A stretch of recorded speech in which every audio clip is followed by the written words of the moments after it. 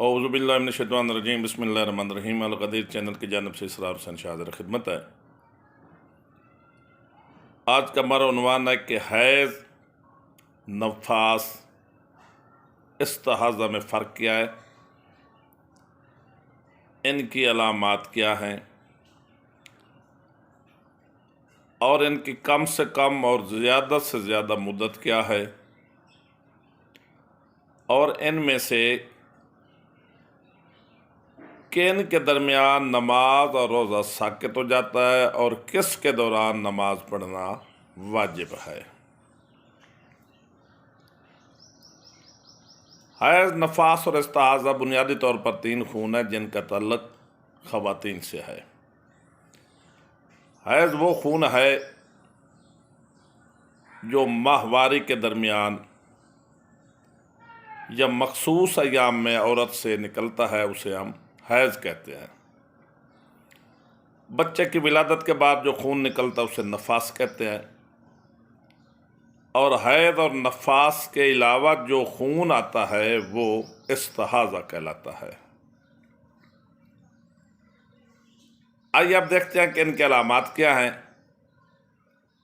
Has के खून की अलामत यह है कि उसका रंग सुर्ख या काला हो और वो जलन के साथ निकलता है।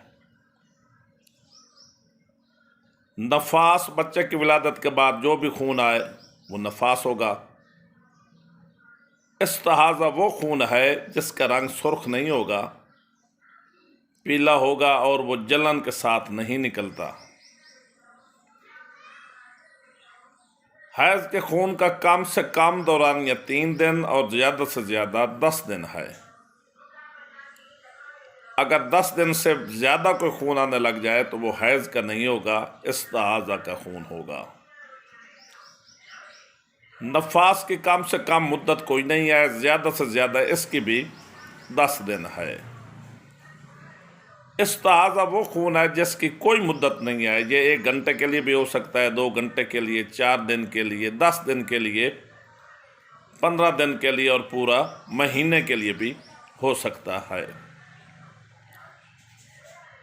अगला सवाल यह है कि इन तमाम खूनों के बरामद होने पर किस खून में नमाज को पढ़ना वाजिब है। जब भी खून इस्तिहाज़ा हो, इसकी डिटेल इंशाल्लाह बाद में आएगी। इस्तिहाज़ा वाली औरत तकरीबन उसी तरह पाक होती है जिस तरह आम हालात में होती हैं। कुछ शराइत हैं जिनके साथ नमाज का पढ़ना उसी तरह वाजिब है जिस तरह आम हालात में नमाज का पढ़ना वाजिब है। अलबत्ता हैज़ और नफास की सूरत में नमाज साक़ित हो जाती है, रोज़ा भी नहीं रखा जा सकता।